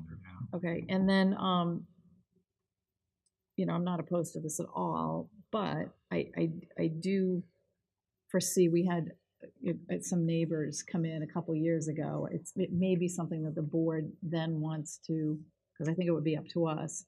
It might be something that we want to set up kind of a procedure for petitioning the Board of Selectmen to consider. We don't want to just start building signs. No, I would agree. I think we've talked internally about having the police and DPW make recommendations based on what the road looks like and from a safety perspective.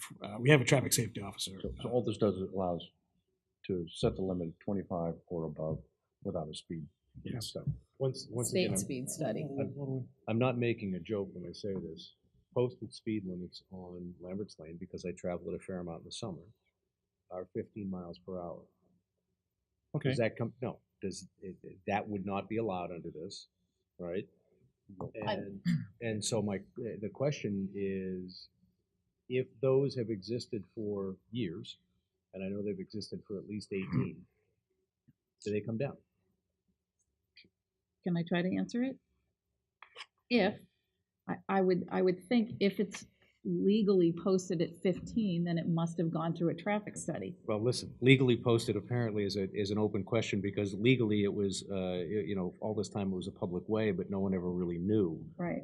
So, I could research when that. We may need to look into no, it. I'm asking as to whether or not it would stand, not simply because of that spot, but there are a few Who's other gonna spots change it? around town. Seriously, who's going to change it? If there's pre-existing speed limits, it doesn't require you to raise them, to my knowledge. What this That's does what is I'm asking. what this does is allows you to lower them in Right. locations No, where you I'm- otherwise couldn't. Right, but I was going the other way. So if the minimum is 25, but you've got something below the minimum, are you now forced to raise it? No, I don't believe that was the purpose of this act at all. I think what the implication is if you want to go to 15, you got to do a traffic study to get there. Yes. You have authority set to 25. Without a traffic study. Okay. Otherwise, you got to do a traffic study. And there are special areas like school zones and Right. hospital zones and things like that. And just for point of clarification, the traffic study that would be needed is done by the state, not by us. No, that's not No. true. We usually, you can have a private contractor do it, and they just do road Police counts. department does it. You have to report it, so. So would the state have to sign off on that then? Yes. That's okay. Under this That's what it says. legislation, it says. Got it. yeah. Well, in this, you don't have to do, the key language is without further authority, in the interest of public safety without further authority. So the board has to make a finding, it's a public safety thing, and you can set the speed limit 25. I believe the city of Cambridge did this like citywide. They made every speed 25 miles an hour.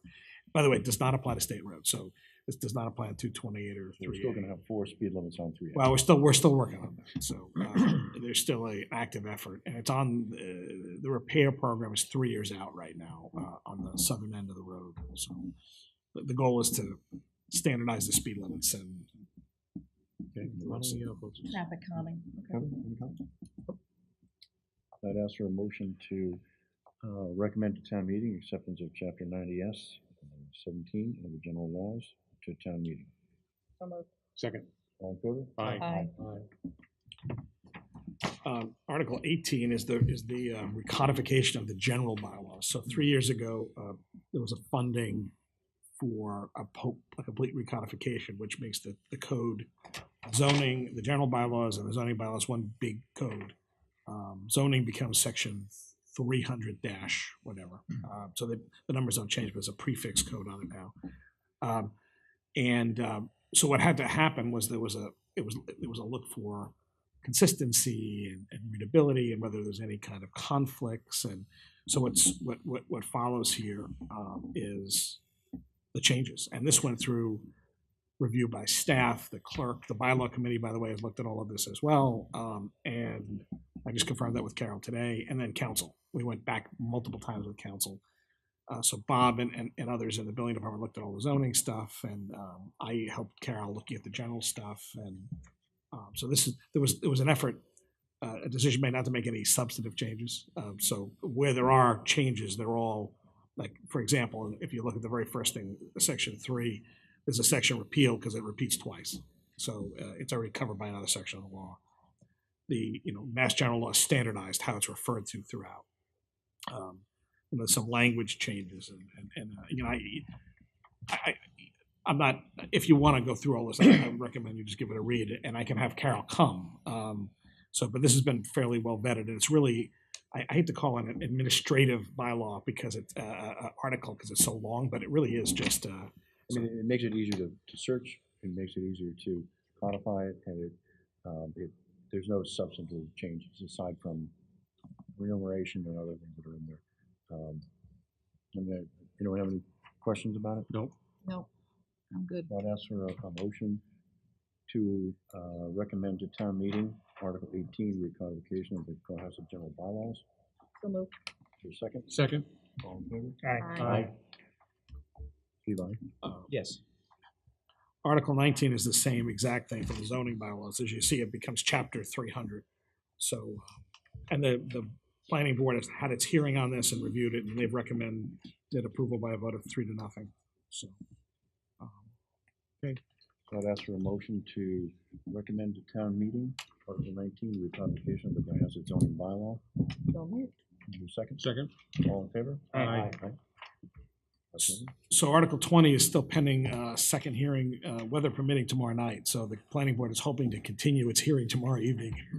Otherwise, they have to kick it back until the end of March, which would be after your next, a week, which would be after the next meeting of the board here. So the hope is they will be able to finish their work tomorrow night. If they can't, they'll have to kick it back to March 28th. Would it make it to the printed warrant? Well, it has to. I mean, No, the vote. Would the vote make it? Possibly not. Right? Well, I still have final language from them. That's the challenge. That's what's not in here.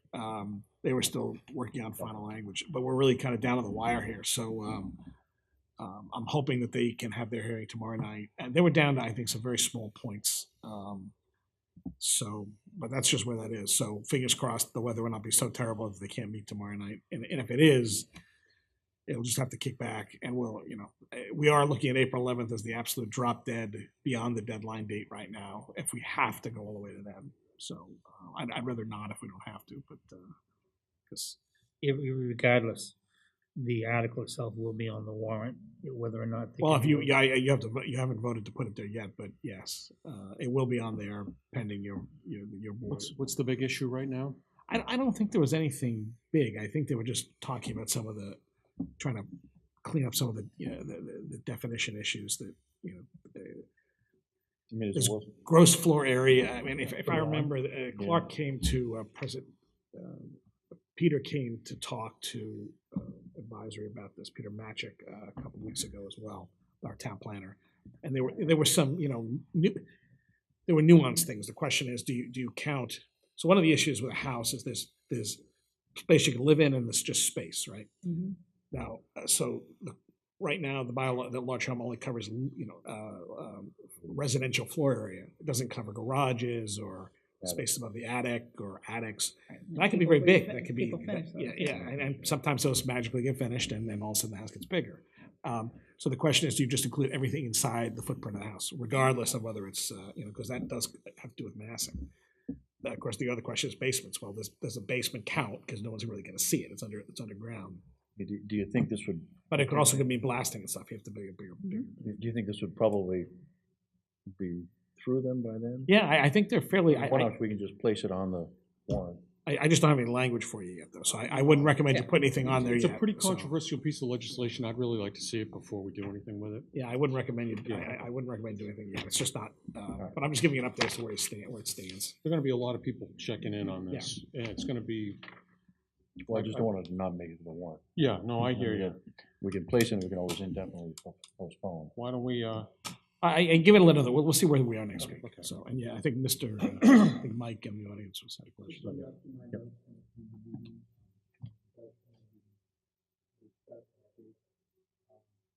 Had a question on whether or not subdivisions, whether this was removed. And then also we discussed enforcement. now, why did they say subdivisions weren't included in the, Well, because it's just these are for individual one-off homes. If you're doing a subdivision, there's a whole different set of rules that apply. The challenge is that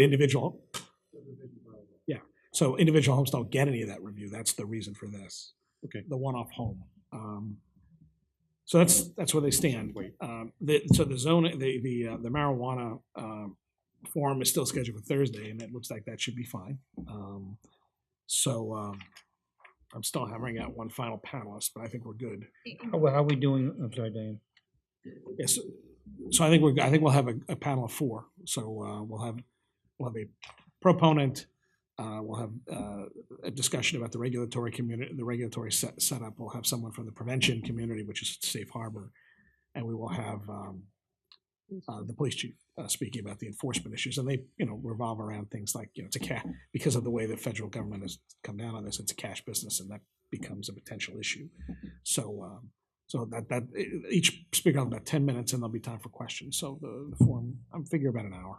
And is the panel going to be focused with questions on the issues that are going to be before town meeting as opposed to? Yes, this isn't about legalization or something. This is about coolness or the whatever? retail industry and whether, what does that mean? That's really what the focus should be about. Because I mean, the law passed. I mean, this is not about personal use. It's not about growing at home. That's not what these bylaws are purely about. Allowing retail use in Cohasset, and that's really what the focus of the panel is about. My only input would be that it really is as closely as possible, and I understand with the representation that it may be hard, but that it is as focused on this is a service to the community that's going to be asked to come to town meeting and vote on 2 specific bylaws. So those are kind of the framework within which I think the Thursday discussion should try to stay.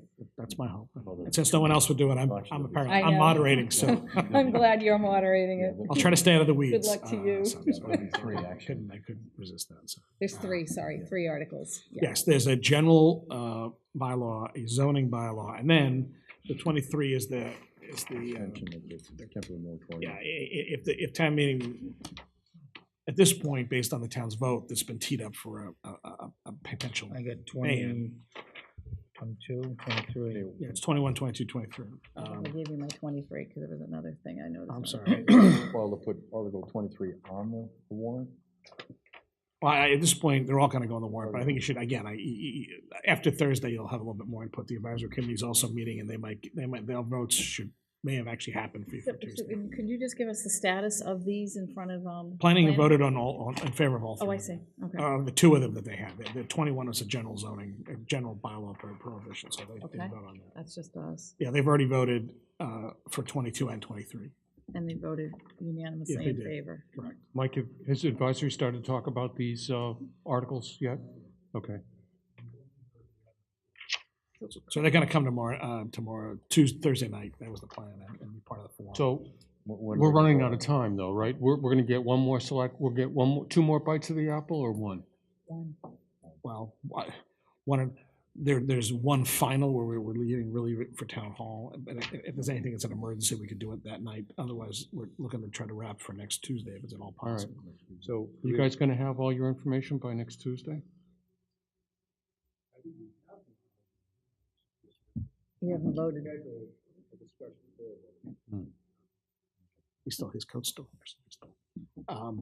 there. They've been waiting for the weather keeps knocking this forum away, so they've been waiting for I that. get it. I would like to hear from advisory, though. I mean, I'd like to hear what they have to say, kind of. I'm expecting that. I think that I think their goal is to have a conversation on Thursday after the forum. They have a posted meeting in this building, I believe. But, that's what we stand. Do you have a posted meeting on Thursday? We do, but in my mind, in here, my mind, we don't come to the conversation.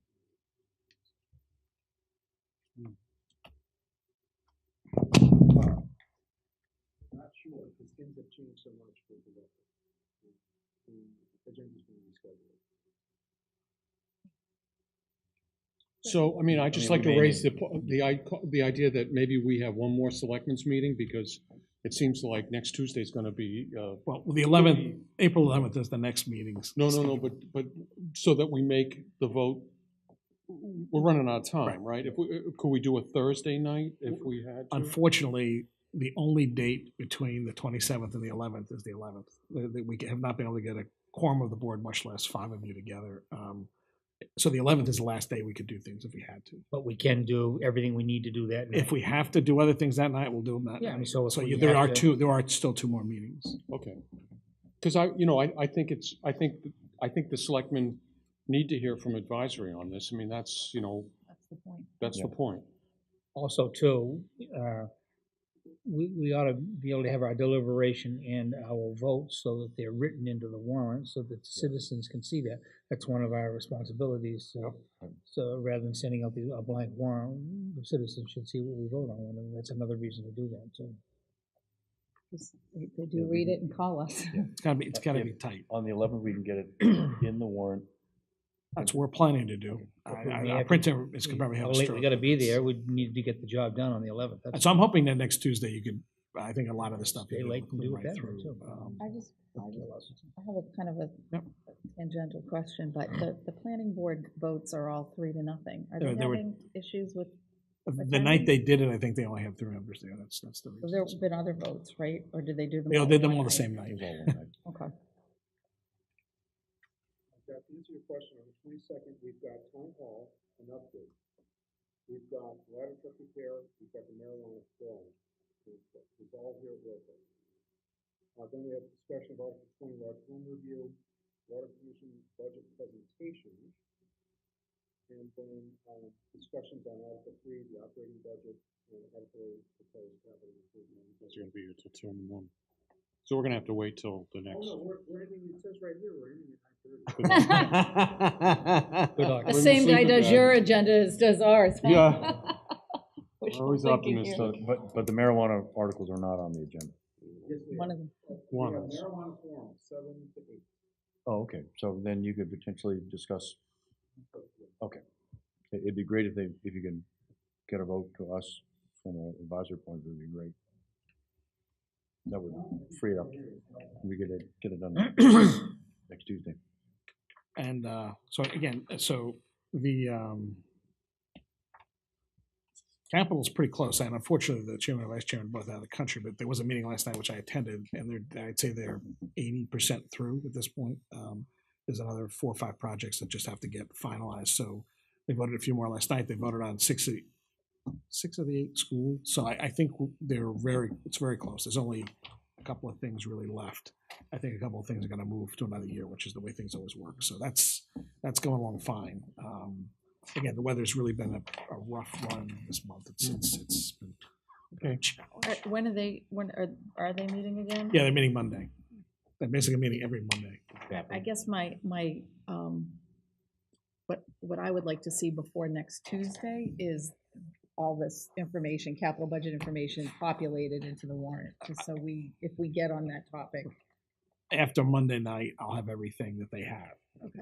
And I think they're gunning to wrap it up for next Monday.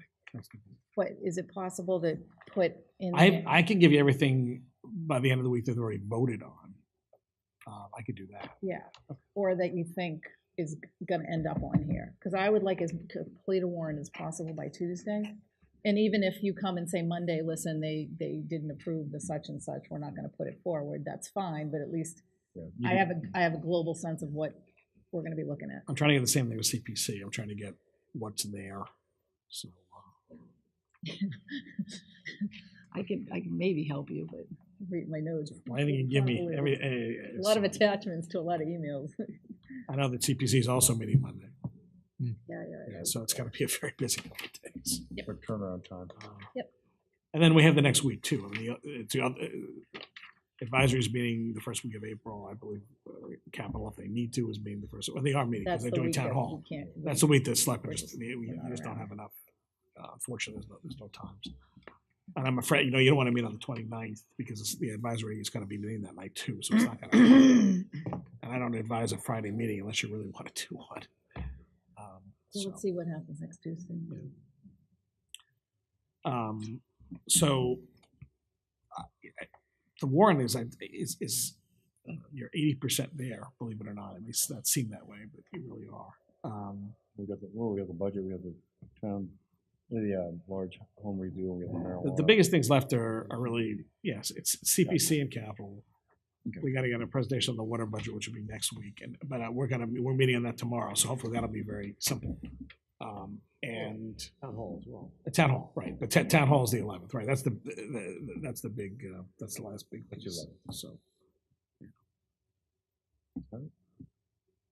Any comments? I'll leave it to a town manager's update. On the storm. I literally, this has been changing. I was actually in Louise's Demas's office earlier, because they're going to, everything will open tomorrow as scheduled. School is already on an early dismissal, just to be safe. The forecast literally has been changing literally by the hour at this point. So the last that I saw had reduced some of the numbers for the first time, and things were, storm looked like it was going to be a little bit further out to sea, but I'm not going to hazard a guess at whether that's accurate or not. We're going to get weather tomorrow. It's supposed to get worse later in the day, and it should be done overnight, and then by Thursday we should be okay with some scattered Lights showers. are on and by stuff. Saturday. The hope is that we will not lose power, right? Right, We hope you're we hope there's no power loss. There will be wind. There'll be some tides. There is a possibility of, I think, something very similar to the last storm we went through in terms of accumulation. I saw 12 inches today. Yeah, but it came back down again. So we were in a big orange blob that shifted to New York City. Looks like the south of us is going to get more, and but again, every time I look at one made for tide was 9.8, so. every time I look at this, it just keeps changing. So let me see if there's anything new since we were sitting here. No, let me see. Chief Sylvia sent me something a few minutes ago. Let's see. What's Package bomb. One of those MEMA updates.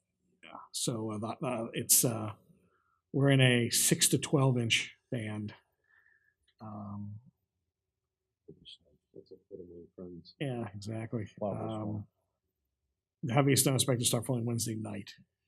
So I think everyone will be fine getting home, and kids will definitely be safe getting home.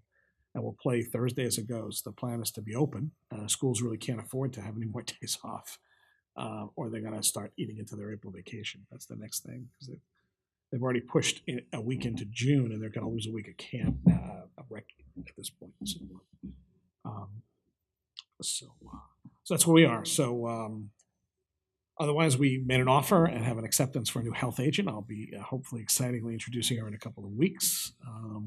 We have the new Veterans Services Officer, so and Phil's going to jump right to work because he has a meeting this Saturday on Memorial Day, and Vinnie Fontana has pledged to work with him in the transition because there's a lot of paperwork and stuff that has to happen. So Vinnie's going to be there to help him out with all of that. So we're very happy about that. So And Phil's part-time or full-time? it's part-time.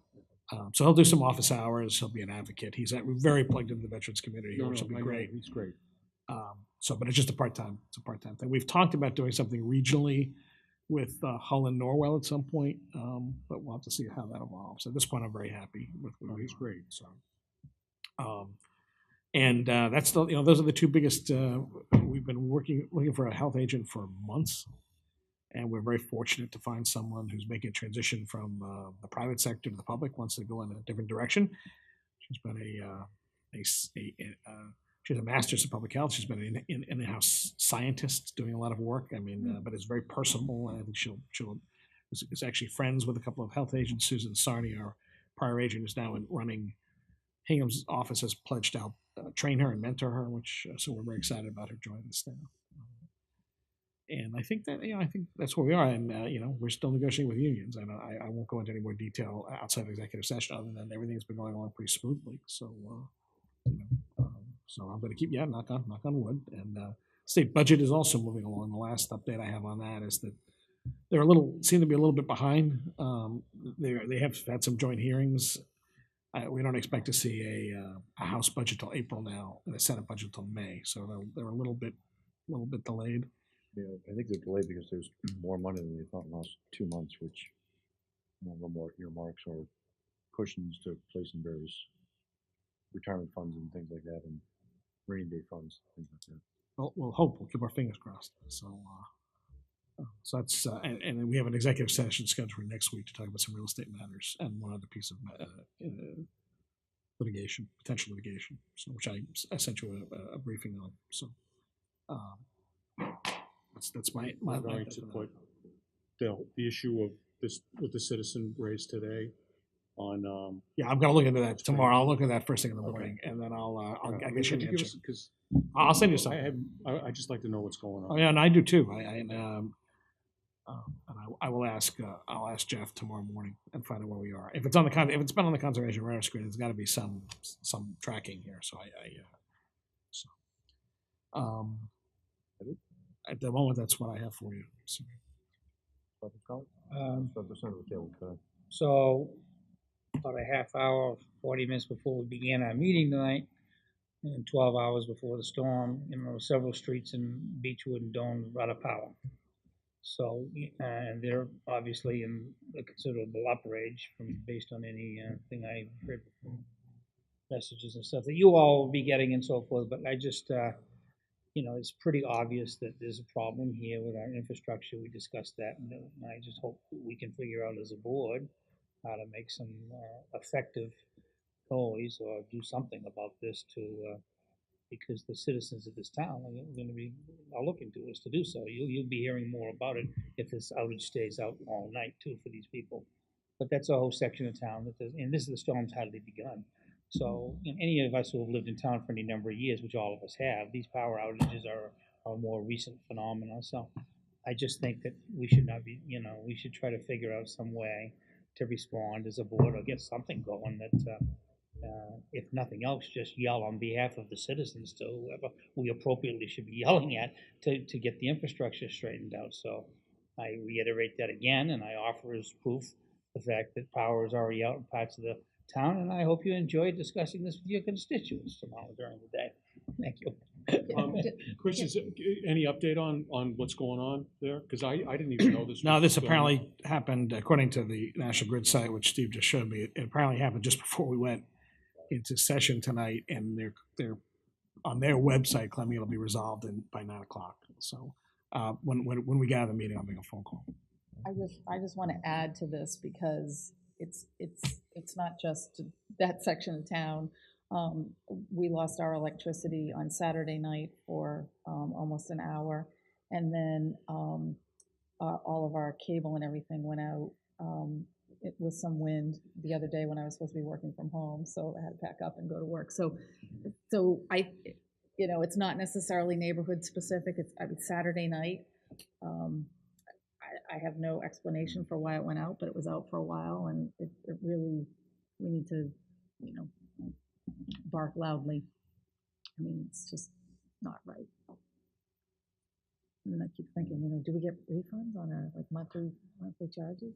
But of course, I understand, from our water and sewer that they got to pay for their infrastructure. But charge stays the same. Exactly. You go into the house, it does for that. Exactly. I just want to remind everybody that this Sunday is a very busy day in Cohasset. The health fair, the recreation-sponsored health fairs at Deer Hill from 1 to 4, and also the Cohasset Road Race, sponsored by the Rotary, which this year is a 5-mile loop in town, a little shorter because of the Cunningham Bridge being out, but that is also kicking off at 1 o'clock on Sunday. So it's going to be very busy around town, and it's going to be very cold. So with respect to the road race, there's a lot of infrastructure and planning for, police details and warming stations and whatnot. So warming blankets and, anyway, that's it. Thank you. And there's a selectman table at the health fair, so I'm gonna do the 1 to 2, I don't know if anyone else is around. There's also one for the master plan, which I'll be doing, 3 to 4. I'm gonna be at a dinosaur birthday party in Maine, so I apologize. I You're the can't- luckiest one of all. No, no, I wish. Grandchild. Dinosaur birthday. T-Rex, that's him, I was that's just his gonna name, say, T-Rex. he's more of a stegosaurus. Yeah. Yeah, he's a meat eater. Okay, so you're doing 1 to 2? Yeah. I'll do 2 to 3. I'm afraid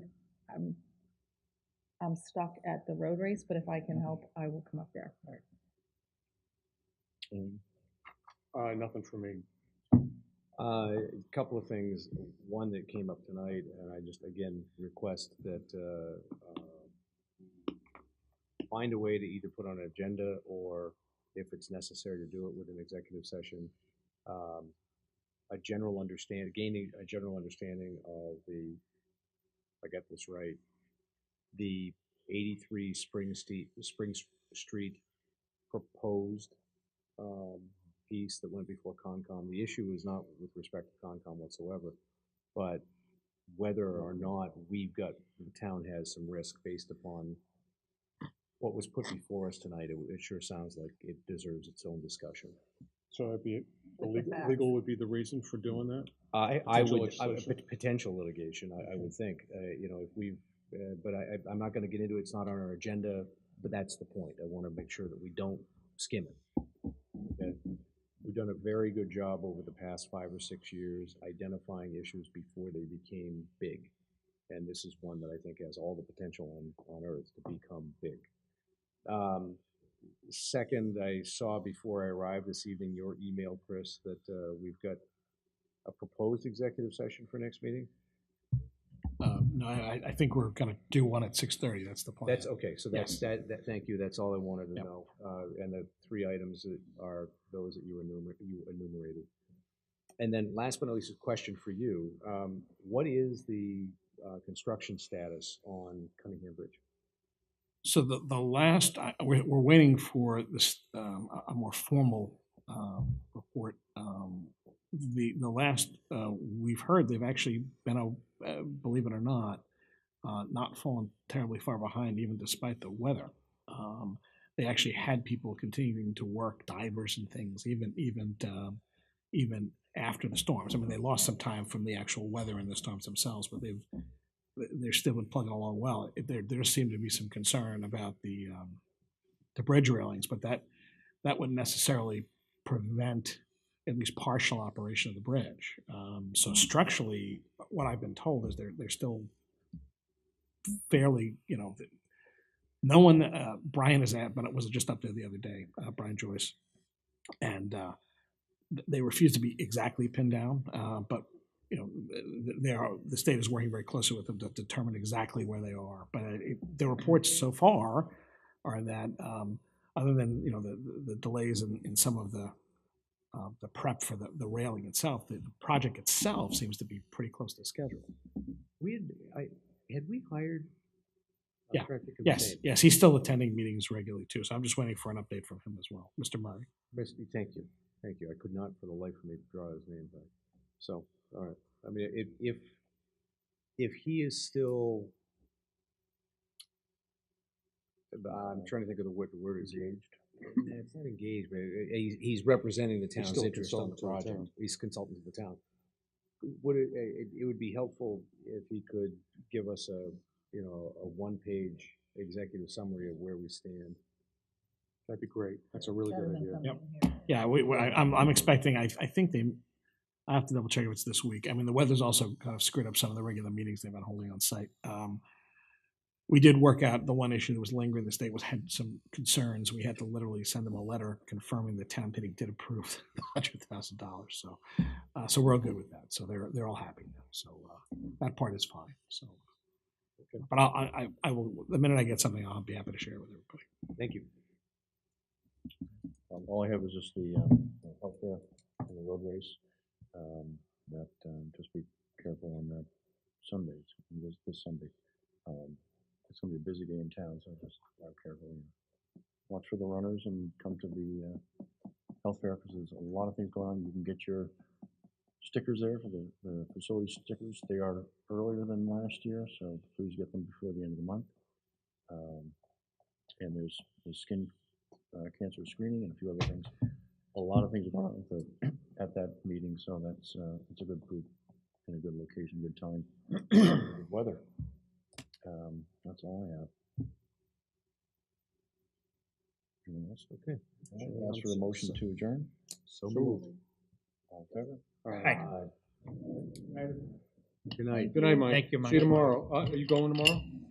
Yes. 6:15? 6:15? Rolling? Rolling? Man, dress warm. It's a very cold winter.